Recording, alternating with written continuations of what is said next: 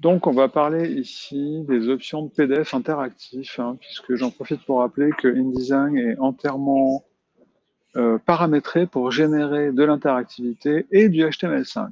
Mais là, c'est pas le sujet, on va plutôt parler du PDF interactif. Donc, quand on bosse en PDF interactif, moi, je recommande de passer en espace de travail, objet interactif pour PDF, comme ça, il vous met toutes les palettes nécessaires. Et on va commencer juste par faire des petits boutons page suivante, page précédente. Donc pour ça, on va plutôt se mettre dans le gabarit, tant qu'à faire, comme ça apparaîtra sur toutes les pages. Et puis, on peut se faire un petit bouton rectangulaire, par exemple, triangulaire, pardon, pour aller à la page suivante. Voilà, je vais lui donner une petite couleur. OK. Donc, on crée un bloc de la forme qu'on veut. Et puis, on va dans la palette boutons et formulaires. Et la première opération, ça va être, via ce petit icône-là, de transformer ce bloc en bouton. Et là, vous voyez qu'il s'encadre. Il y a plusieurs options qui s'ouvrent et il s'encadre de petits pointillés. C'est comme ça qu'on sait que c'est un objet destiné à de l'interactivité. La première chose, on va déterminer le type. Pour l'instant, on va rester sur un bouton. Vous verrez qu'il y a plusieurs autres possibilités. On peut le nommer. Et puis, on va parler du type d'événement, c'est-à-dire l'événement qui va déclencher une action via ce bouton. Les deux premières options, c'est le relâchement ou l'appui ou le clic. Ça veut dire le relâchement ou l'appui. Ça veut dire que quand je vais cliquer sur ce bouton, quand je vais relâcher ma souris, il va se passer quelque chose. Le clic, c'est quand je vais cliquer dessus. C'est-à-dire qu'à partir du moment où j'ai cliqué dessus, que je relâche ou pas ma souris, il se passe l'action que je vais déterminer. Les deux autres événements possibles, c'est le survol et le fin de survol. Alors le survol, ça veut dire que à partir du moment où mon pointeur va passer sur ce bouton, il va se passer quelque chose. Et la fin de survol, c'est quand mon pointeur ressort de la zone du bouton, où là, il va se passer une action, l'action que je vais déterminer.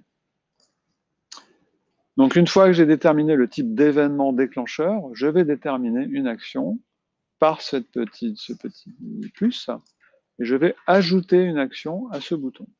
Vous pouvez voir que il y a toutes ces actions-là qui sont disponibles pour tous les formats d'export InDesign, EPUB et PDF. Vous avez ces animations-là qui ne marcheront que dans un export EPUB, et vous avez celles-ci qui ne marcheront que dans un export PDF. J'en profite pour préciser que l'EPUB, c'est le format de fichier qui est utilisé sur les liseuses. Et quand on parle de PDF, dans ce cas-là, on parle de PDF interactif et non pas de PDF pour l'impression. Vous verrez quand on fera l'export. Donc là, on va juste choisir l'action qui va être d'aller à la page suivante. Et puis ensuite, on va pouvoir jouer sur l'aspect de ce bouton. Pour l'instant, il n'a qu'un aspect de base. On peut lui rajouter un aspect au survol, c'est-à-dire que quand on va survoler ce bouton, il va pouvoir, par exemple, changer de couleur. Faire passer en noir. Et puis, on peut aussi déterminer un nouvel aspect une fois que ce bouton aura été cliqué. Et là, on pourrait, je vais l'inverser. Voilà.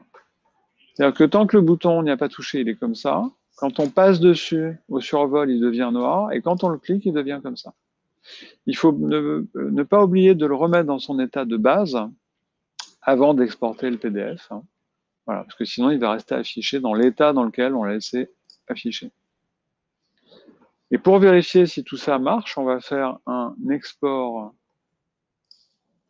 et donc en PDF bien interactif, et non pas PDF pour l'impression, enregistré.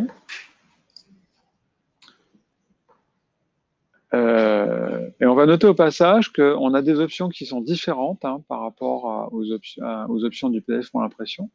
Et on peut par exemple déterminer l'affichage. Voilà, c'est-à-dire que la personne qui va ouvrir le PDF, si on lui choisit par exemple de le mettre en pleine hauteur, peu importe la taille de son écran, le PDF va se caler directement sur la pleine hauteur. Je vais exporter. Voilà. Et puis si je vais jusqu'à mes boutons, donc je vais voir que mon bouton, quand je passe dessus, il devient noir. Et quand je clique dessus, il devient bien avec un entourage, hein, comme j'ai demandé. Et quand je relâche, il m'emmène bien à la page suivante. Voilà. Voilà pour cette opération assez simple.